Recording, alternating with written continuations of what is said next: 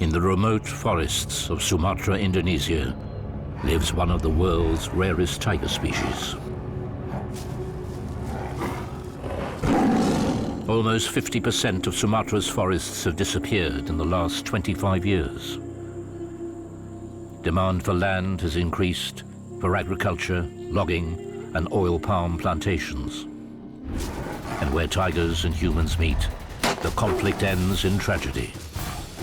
In 2009, 8 Indonesians were killed in a spate of brutal attacks. But some have vowed to protect the endangered cat at any cost. British tiger expert Tom Maddox and Indonesian vet Johanna Trihastuti are fighting to keep the species alive. With less than 400 Sumatran tigers in the wild, time is running out. Can Sumatra's tigers be kept from extinction? And can the killing be stopped?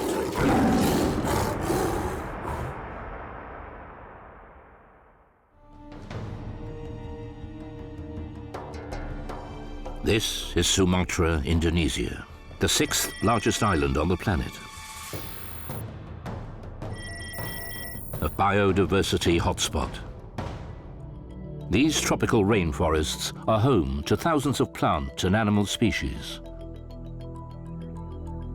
And one iconic cat, the Sumatran tiger.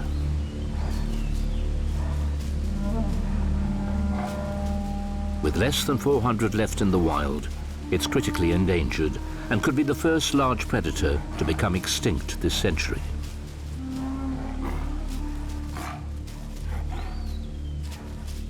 It was separated from other Asian tigers around 100,000 years ago.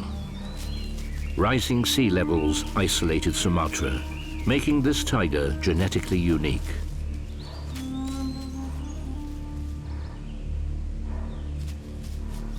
It's the smallest tiger in the world, evolved for living and hunting in this rainforest.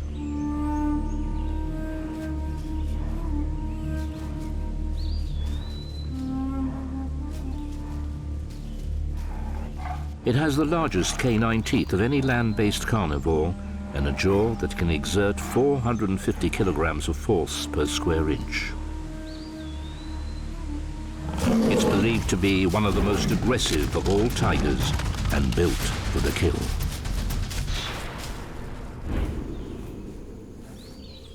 It's late afternoon on January the 23rd, 2009. 3 rubber tappers are finishing a day's work in the forests of Jambi, East Sumatra. They head back to a basic hut, unaware that they are in tiger territory. A Sumatran tiger, a formidable ambush predator, lurks silently nearby.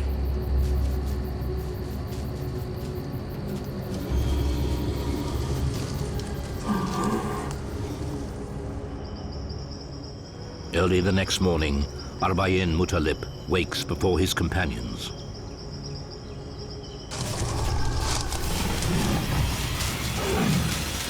In a matter of seconds, he is attacked from behind, the full force of the tiger's jaw crushing his neck.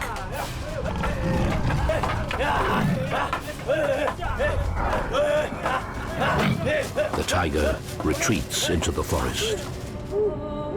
But it's too late for Mutalib. He did not stand a chance against this top predator.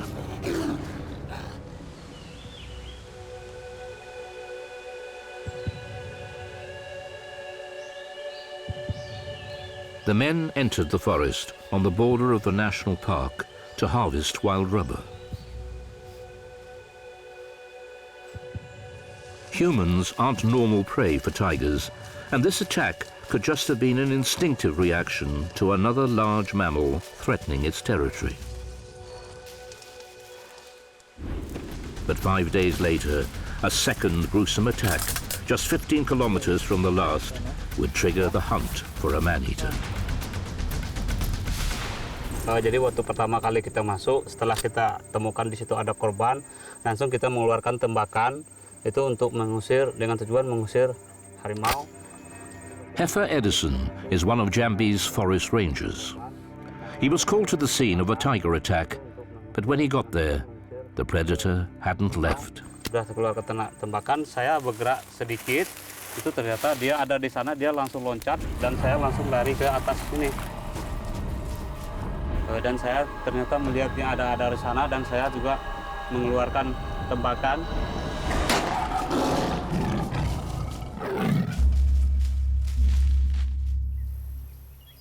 The only survivor told Heifer the terrifying story of the previous night. Ya ini pondok di mana harimau mengganas memangsa manusia itu. 3 illegal loggers are asleep inside.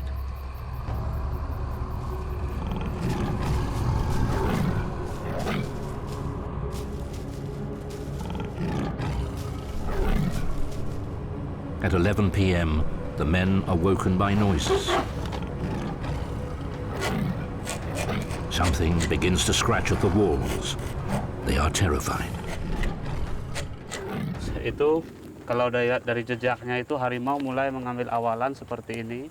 Jadi mulai mengambil awalan, dia sudah seperti ini dan loncatnya itu seperti di sini, dia langsung terbangnya seperti itu. One man jumps up to save his nephew. But the boy is frozen with fear. His uncle makes an agonizing decision. Pamannya berusaha menyelamatkan diri sendiri, dia langsung loncat keluar lewat ini, dia langsung keluar dan lari sejauh mungkin. As he runs, the boy's screams pierce through the forest. The tiger claims 2 more victims. The following day, the search party is shocked. The men appeared to have been partially eaten. Could these tigers now be seeing humans as food? The hunt is on for Jambi's first man-eater. The forest rangers, along with conservationists, mobilize to catch the tiger before it kills again.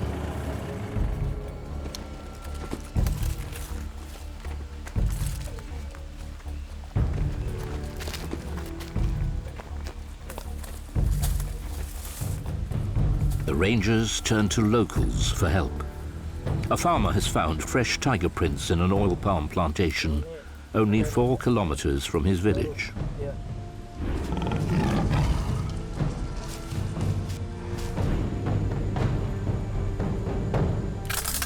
There is little food here. These plantations only support up to 15% of the tiger's natural prey.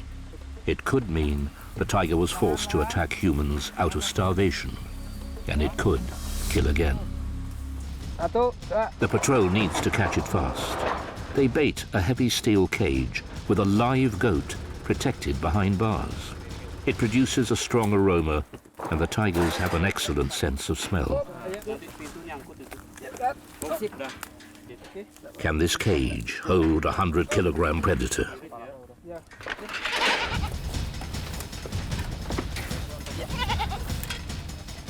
Tigers hunt at night, so the rangers will leave the trap until morning.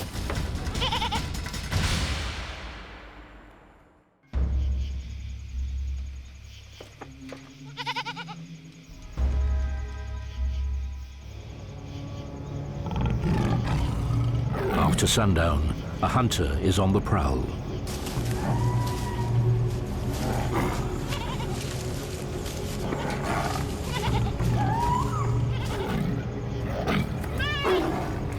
It creeps silently towards the cage and circles it, probing for a way in.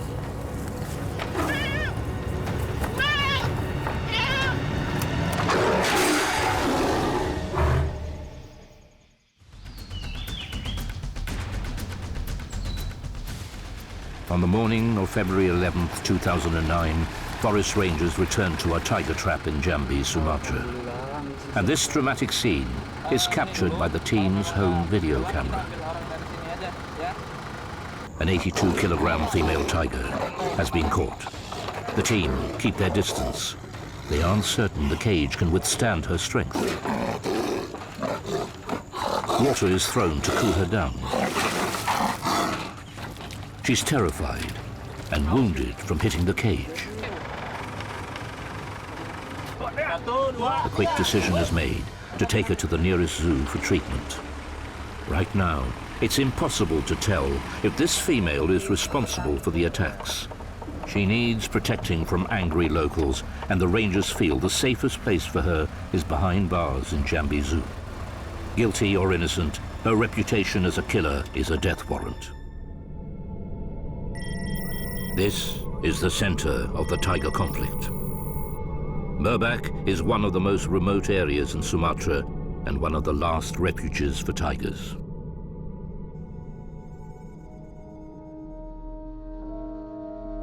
But half of it has been allocated to the logging industry, and it's rapidly disappearing.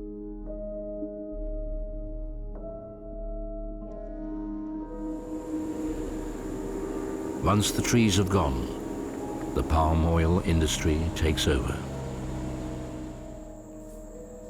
Oil palm plantations cover almost 3 million hectares of Borneo and Sumatra, a booming $1.4 billion business. When land is taken up by oil palm plantations, the ecosystem is affected, leaving open spaces and less diversity of prey for the tigers. As the natural forest diminishes, conflict between humans and tigers escalates, and history has shown that the tiger always loses. The Indonesian archipelago has already seen 2 tiger subspecies become extinct, the Javan and the Balinese. Tigers are solitary animals. Each one needs as much as 80 square kilometers of forest to hunt in. Here in Merbak, that space is running out, forcing the tiger into contact with illegal loggers, rubber tappers, and poachers. One man is on a mission to keep them apart and protect the tiger's last territory. Tom Maddox is manager of the Zoological Society of London's Indonesian projects. He is racing to find a solution. People need to understand that, this is not tigers being evil or bad. Tigers are large predators. If they meet people, this is a risk that's going to happen. The first focus has got to be on people encroaching into the forest, reducing the habitat that's left. Merbak is the front line. If this forest is cleared by illegal loggers, it could be converted to oil palm, and the tiger's last sanctuary will be gone forever. A national park ranger has received a tip that illegal loggers are operating in the area. Tom and his team join him on patrol.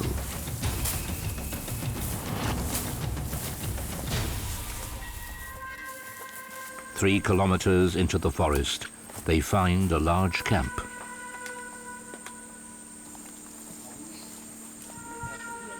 But there's nobody in sight.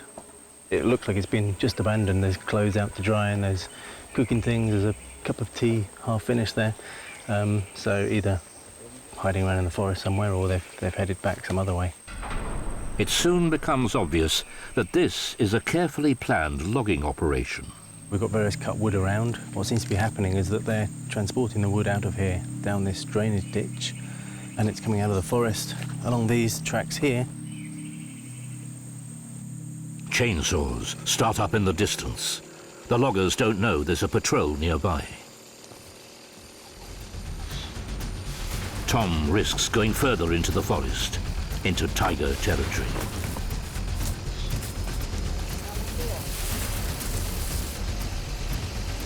But as he gets closer, the chainsaws stop. This is where they were working, but they've run off. You can still smell it. It still smells of freshly cut wood, so they were just working here a few minutes ago. Possibly see how they knew we were coming. They're charging up a mobile phone battery just there. The ranger will confiscate the chainsaws and bring them back to the National Park headquarters.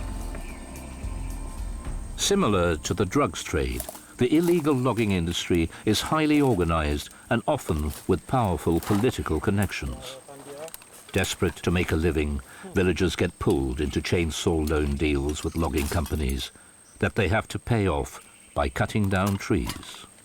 For Tom, this is a bittersweet victory. Well, it's quite sad. It's sad seeing all this, but it's just so complicated because it's not the guys that run off. They're not necessarily the bad guys behind this. It's they're going to be paid by somebody else. Tom may have temporarily saved these trees, but this forest is sporadically policed, and the loggers will be back. If Tom can prove Burback holds a viable population of tigers, he can build a case to protect it from further destruction, and in turn help prevent more attacks on humans. His team are setting up camera traps, one method of finding out how many tigers are in this forest. They look for jungle paths, clear walkways that tigers routinely use. This is one of our camera traps. So the camera trap has got a simple point and shoot camera up in the top, and then it's got a sensor down here, and the sensor will trigger the camera when a tiger walks past. The only way to count wild tigers is by photographing and identifying each one. Every tiger has an individual stripe pattern, like a barcode on each animal. We need to get left and right sides of the tiger because then we can be sure we can identify it. So we have to have another one over here. So this is covered up at the moment so that it doesn't fire. So we've got cameras on either side, and the theory is that the tiger walks down the middle here, and we get photographs left and right sides at the same time. The team move further into the forest, along a potential tiger highway. These tigers are so rare that in 7 years, Tom has only ever seen wild tigers through photographs. Today, they think they've found a new location, and 2 large tiger prints confirm the need for a camera to be placed here. You've got the front foot here, and there's a back foot on top of it as it's walked on top. So this part here is this part of the track, goes like that. The front foot is a bit bigger because that's where all the muscle of a tiger is, so the front feet are usually a bit bigger. And just from the size of this one, I'm pretty sure this is a male. It's quite a large one. The print is a great sign. It means that tigers are using this route.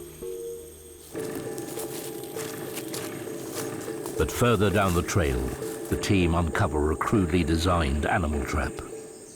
This would have been dug out. This would have been a deeper hole. It would have been covered with this and probably covered with leaves and so on, so you couldn't see it. The snare would have come through here. It would be around the edge of the hole like that.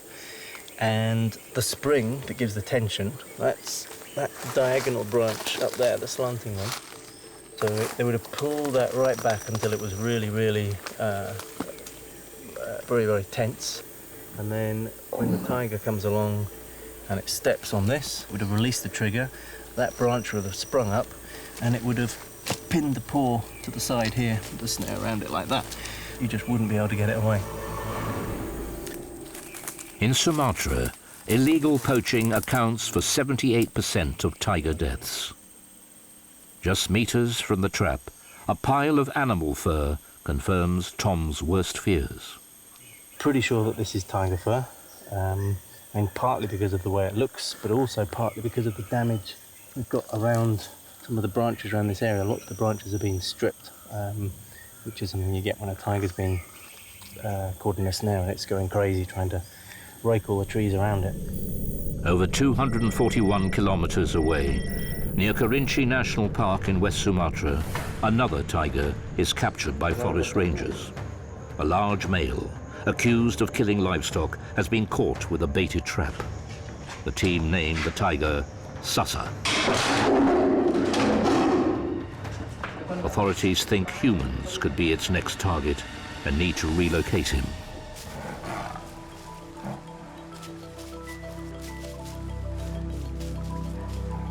Once a tiger has been captured, there are 2 options. Either they are moved to a remote location away from humans, or they are sent to local zoos or breeding centers and spend the rest of their lives behind bars. Salma, the young female accused of killing 3 people, is being kept in Jambi Zoo on display to a curious public.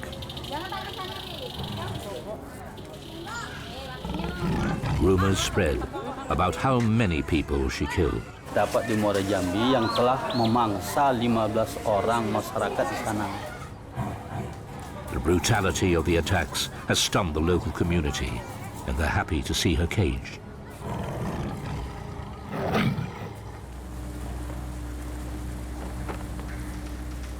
Tom doesn't want Sasa, the big male, to be put behind bars in a zoo like Salma. He wants to try the second option, translocation, moving a tiger out of the conflict area and into a more remote national park. No one really knows if translocation works. It is sometimes done quickly in response to tiger conflict. Tom is about to put these systems to the test. He wants to put a GPS satellite collar on Sasa. If this works, the data they get could provide a solution to the tiger conflict. We don't know anything about these tigers when they get moved like this. We don't know if it's a successful thing to do. We don't know if the tiger's going to try and head back to where it came from, or if it's going to go and disturb anybody else. So we really need this information to keep tabs on it, really.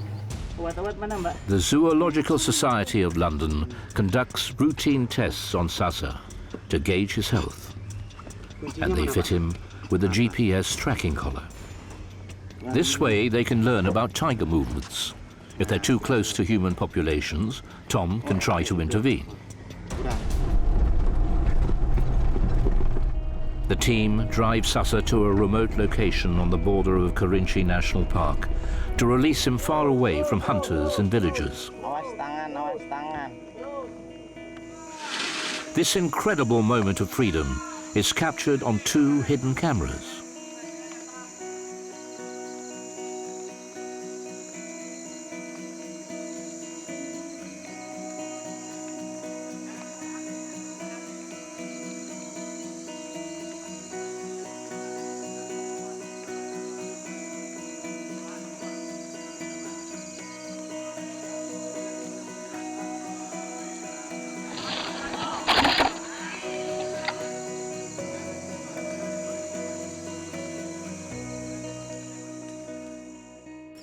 Deep in Burbach's forest, Tom waits patiently.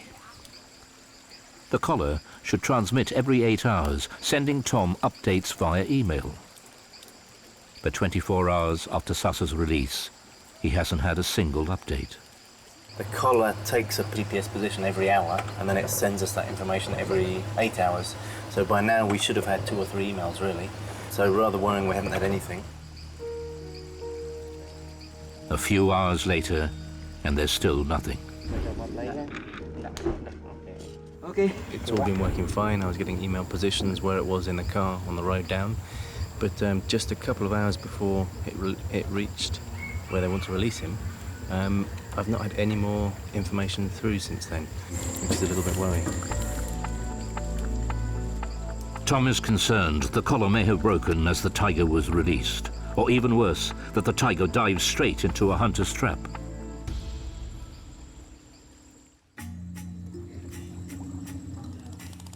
The next morning brings some better news. Sasa's collar has started transmitting. This means the test has worked. Tom can now track Sasa's every move.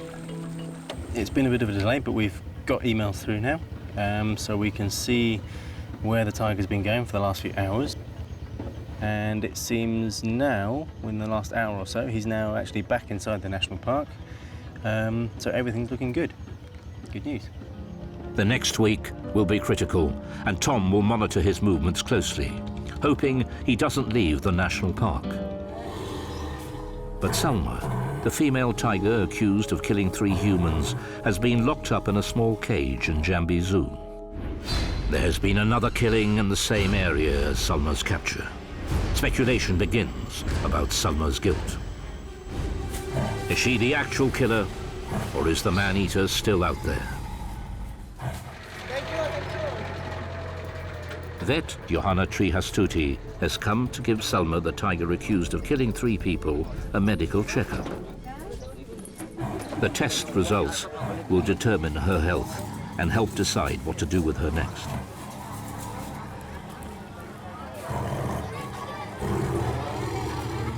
siapin dulu ini, Bun. Dr. Johanna prepares a sedative, medetomidine and ketamine, a combination of drugs often used for wild big cats. She doesn't know Salma's exact weight, so she needs to make an estimate to calculate the dosage. They use a blowpipe to inject her with the sedative. She's aggressive, and the first shot doesn't hit the intended target securely enough. They try again. It works. They don't want to keep her under anesthetic for long. Salma's weight and size are indicators of her health. Berat badannya ternyata jauh dari prediksi berat badan saya pada saat estimasi.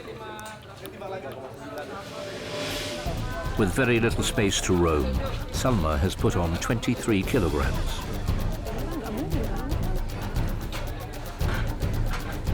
Blood samples are taken to analyze her organ functions, and her DNA will be tested and kept on record. Dr. Johanna measures her teeth to determine her age, and if she's fit enough to go back to the wild. Panjang taring kiri 3 cm. She's roughly 7 years old, and her teeth are in good condition, which means she'll be able to catch prey if released. 1, 2, 3.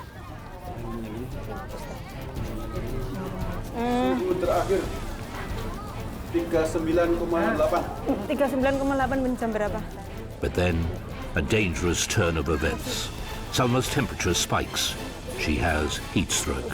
Jadi itu membuat saya sangat khawatir karena kalau itu tidak diatasi akan terjadi kolapsnya pembuluh darah, shock bisa menyebabkan kematian.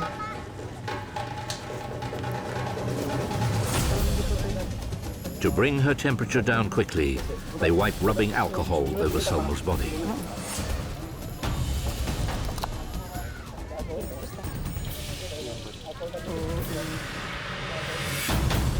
Ten minutes later, her temperature drops to a more stable 39 degrees Celsius.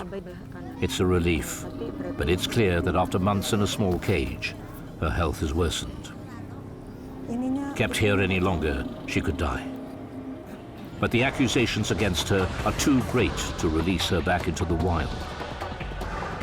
She could end up in a detention center for man-eaters.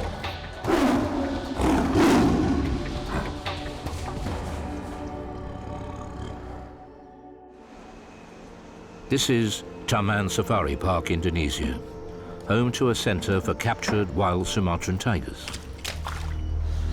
Asiad has spent the last 10 years as keeper to a row of caged tigers. Most tigers in this facility have killed humans and livestock. Jadi biasa aja, yang penting kita selalu waspada. Jangan terburu-buru kalau kerja itu. Jadi harus selalu dicek kunci-kunci itu. At 17 years old, Jabung is the center's oldest tiger. In captivity, tigers can live for 20 years. In the wild, they rarely live beyond 15. Jabung is the most aggressive tiger in the center. He has never lost the instinct to kill. Dia karena di hutan itu udah makan 4 orang, jadi kalau ngelihat orang pengennya nerkam terus. Jadi kita harus waspada sama si Jabung ini. Jadi jangan sampai kebuka. Kalau kebuka udah fatal. It's not easy keeping 40 carnivores. Every month, these tigers eat over 200 kilograms of beef and kangaroo meat, low in cholesterol and high in protein. Diet and exercise prevent them from becoming overweight.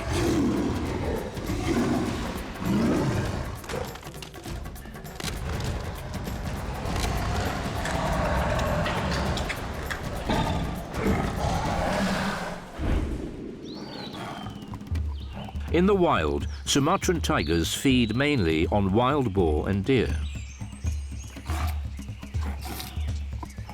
eating up to 35 kilograms of meat in one go and making a meal last for days.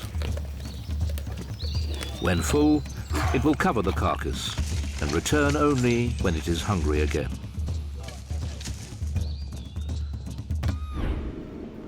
But tigers in this facility will never hunt in the wild again.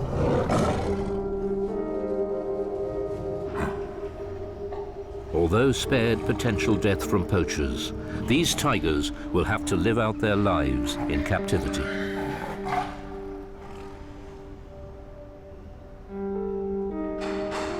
Kalau misalkan ini emang dia habitatnya di hutan, emang dia lebih baik di hutan. Tapi namanya harimau ini harimau bermasalah. Jadi mau nggak mau kita selamatkan di breeding center ini daripada mereka tangkap sama penduduk di sana terus mereka dibunuh karena nilai ini sangat tinggi sekali kan ini dari kulitnya, dari taringnya, dari kukunya.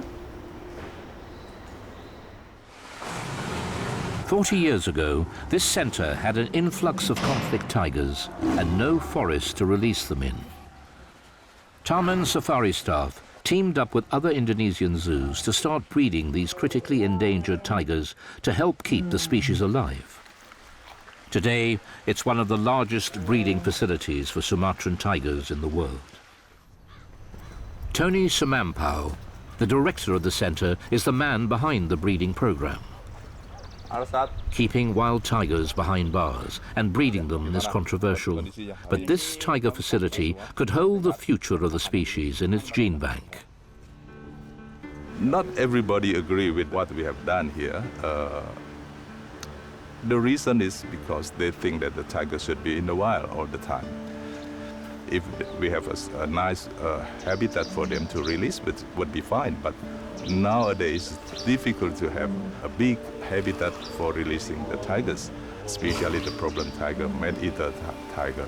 So we put them in the breeding environment, so we can breed them, so we can have a very strong gene pool of the Sumatran tigers. Indonesia has already lost 2 tiger subspecies, the Balinese and the Javanese tigers. Both species could have been kept alive in zoos with the help of a breeding program.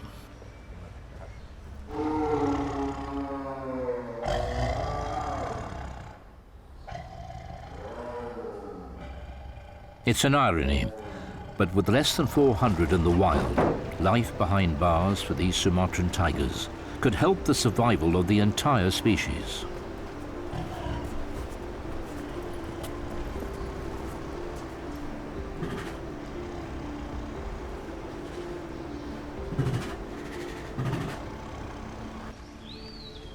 Dr. Johanna, who treated Salma the young female, is responsible for all the tigers at this center. At the moment, Taman Safari has 33 Sumatran tigers to its name, and that number is about to increase. One of the tigers, Desi, is 2 months pregnant. Si Desi ini lagi bunting. Terus vitamin, jangan lupa vitamin kalsana D seperti biasa, 4 tablet. Terus multivitamin lewat makan. A tiger's gestation period is around 100 days, so Desi has another month before she gives birth. A new birth is a tense time here, and the staff will be on call 24/7.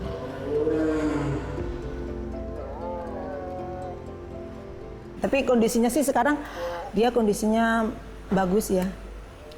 Puntingnya juga sudah mulai kelihatan membesar, perutnya juga sedikit sudah mulai membesar. Nafsu makannya bagus. Secara umum kondisinya sih bagus. Asiad has a personal interest in making sure Desi has a smooth pregnancy. Saya favorit saya ya Desi itu, yang betina itu. Mungkin dia nggak terlalu agresif seperti yang lain. Tetap kita juga harus waspada, tapi saya paling senang lihat si Desi itu. Senang aja saya ngelihat dia ini. Karena dia bisa bikin bangga saya, karena dia kalau misalkan dia lahirin, dia selalu ngerawat anaknya dengan baik. But breeding endangered tigers isn't easy. In the middle of her rounds, Johanna gets a worrying call about some of the newly born cubs. Masuk, masuk.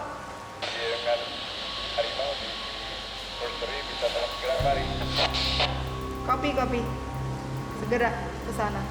The centre's newest members were born in December last year. Rejected by their mother, the 2-month-old brother's survival is in the hands of Taman's dedicated team of foster parent vets. Every new birth strengthens the Sumatran tiger gene pool.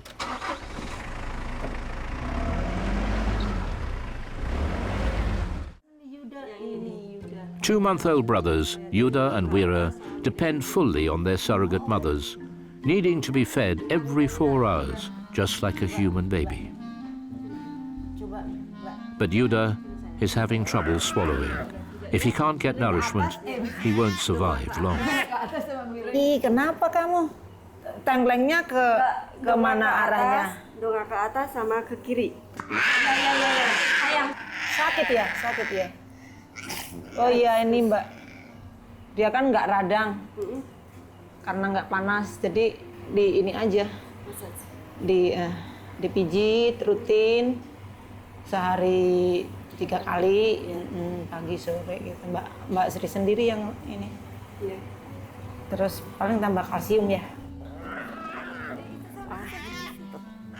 If his neck doesn't straighten out, he won't be able to eat solid food, stopping him from developing.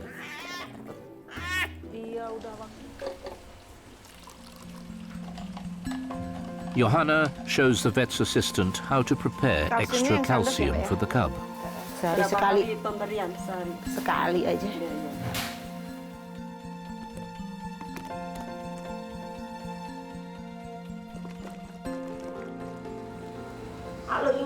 Halo Yuda, minum obat. Minum obat.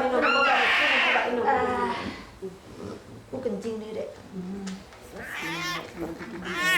Iya, haus. Si Yuda ini bermasalah dengan problem dengan muskulusnya.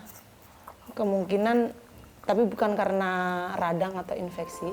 Kemungkinan dulu mungkin pernah keinjak induknya atau sesuatu yang kita nggak tahu pasti. Jadi di sini harus dirawat di nursery karena harus rutin di terapi, dipijit sehari 3 kali dan dibantu dengan kalsium yang supaya mudah pemberiannya dicampur dengan susu.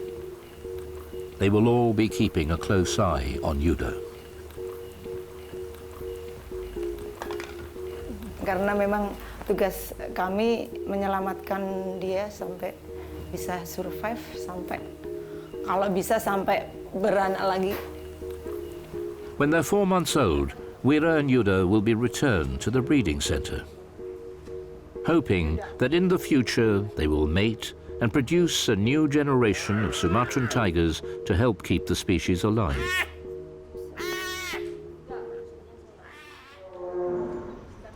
Collecting detailed records of which tigers mate and the offspring they produce helps to keep the gene pool pure. And that's Dr. Ligaya Tumbelaka's job. She manages the Sumatran tigers database and keeps all DNA samples in the center's gene bank. Each sample is vitally important. With this gene bank, we can analyze whether certain tiger is really Sumatran tiger or not. This stops inbreeding, which could harm the future of the species.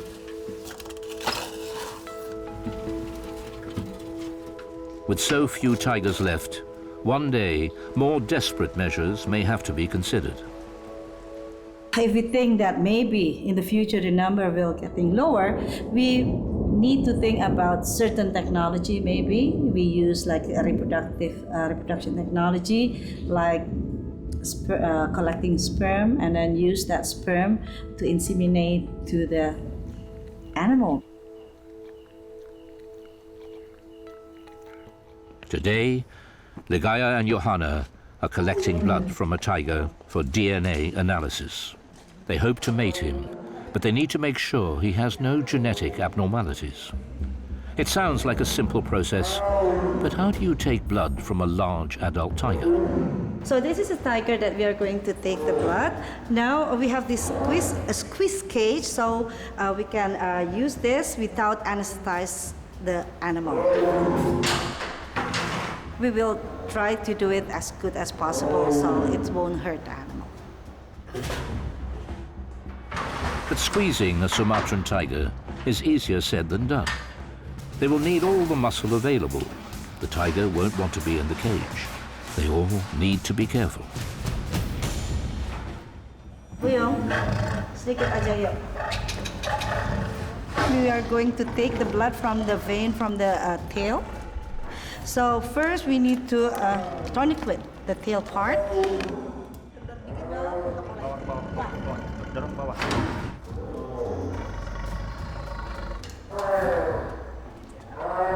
After that, we need to clean a little bit the part of the tail. Using butterfly needle, we poke the part of the tail, and then with 10cc syringe, we will get the blood out from the vein.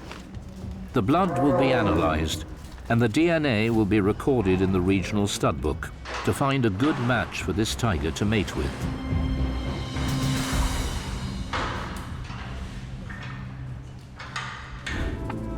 If Salma, the female in Jambi Zoo, is brought to the breeding facility, this male could be her potential mate. But her fate is still unknown.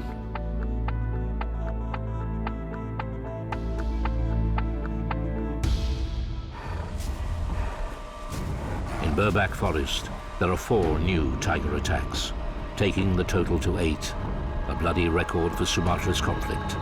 Could there be more than one man-eater?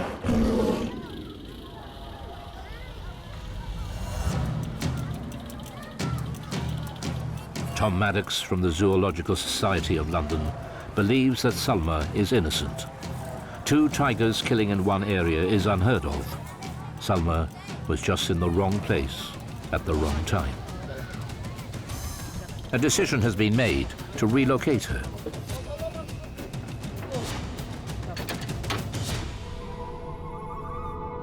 She will be moved for her own safety to a holding pen in Sumatra's Lampung province, in the hope she might be released back into the wild.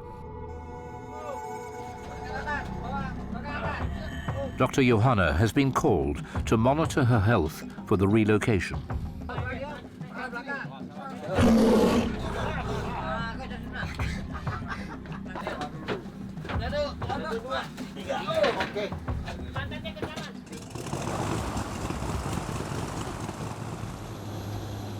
It will take 2 hours to fly her to her new home. It's a tense time for Johanna. She can't risk complications from an anesthetic, so Salma must be awake for the flight.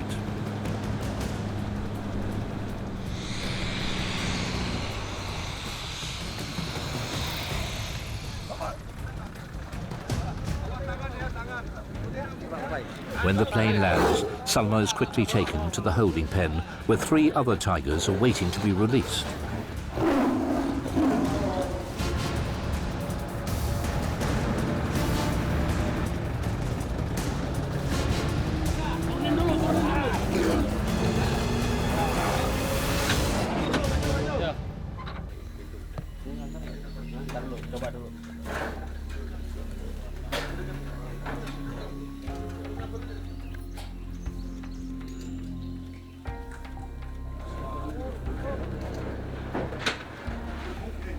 Johanna has received some bad news from the lab. Cramped conditions at Jambi Zoo have taken their toll on Salma, the captured tiger. Kemudian dari hasil tes darah ada sedikit peningkatan, ada 4 kali peningkatan enzim yang dikeluarkan dari hati sampai 4 kali, tapi masih mungkin perlu tes untuk mengkonfirm lagi bahwa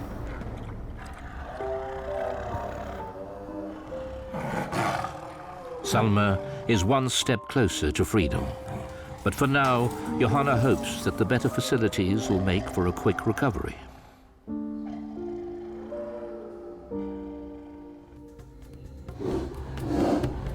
At this facility, tigers are given live prey to eat.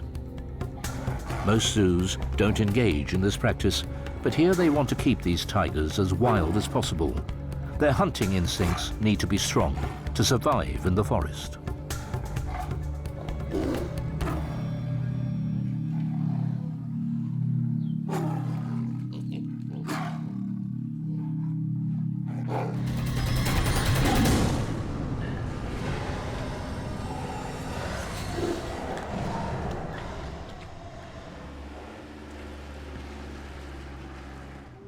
Tom Maddox has come to Taman Safari Breeding Centre to see the newborn cubs.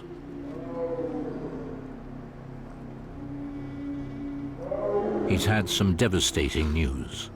4 days after Sasa the tiger was released into the national park, his GPS collar stopped transmitting. Basically what happened, he was released at a point right on the edge of Kerinci National Park. Snares that had been set specifically for some of the mountain goat species that live there. He'd walked into one of these, broken it off its anchorage, and dragged the snare along until the anchor had got wedged in a tree, and basically had been throttled to death there and then. When they reached Sasa, he was already dead, skinned, beheaded, and ready to be sold to middlemen trading in illegal tiger parts. This was a kind of a summary, really, of what could be happening to tigers. This is one of the only tigers we knew what was happening day by day. He survived 4 days in a national park before he was killed by snares, so it's just a glimpse of what could be happening to all sorts of other tigers in the area. Salma, the young female, is still waiting to be released. But nobody knows if she will survive captivity, or if released, will she suffer the same fate as Sasa. The tiger that attacked in Jambi has yet to be caught. And on the 21st of March 2010, another killing in the same area, taking the total to 9, a record for Jambi. The conflict continues. These incidents have proved something to Tom about the future of this species, and it's a stark realization of what must be done to save them. There's really 2 things that Sumatran tigers need. The first thing is habitat. They need enough places and big enough places. And secondly, they need poaching controlled. That's poaching of tigers, but also poaching of their prey, and the whole wildlife trade network that drives all that. Sumatran tigers have survived in Indonesia for thousands of years. Adapting to changing conditions, they've managed to keep themselves alive. But humans destroying their habitat may be one thing they cannot survive. Jadi ini siapa? Ini si Yuda. Tom has been invited to the nursery by Johanna to meet the newest additions, 2-month-old cubs Wira and Yuda. It's a special day for Tom, a rare opportunity to get so close to these tigers. Yuda's beginning to swallow solid food. He'll make a full recovery.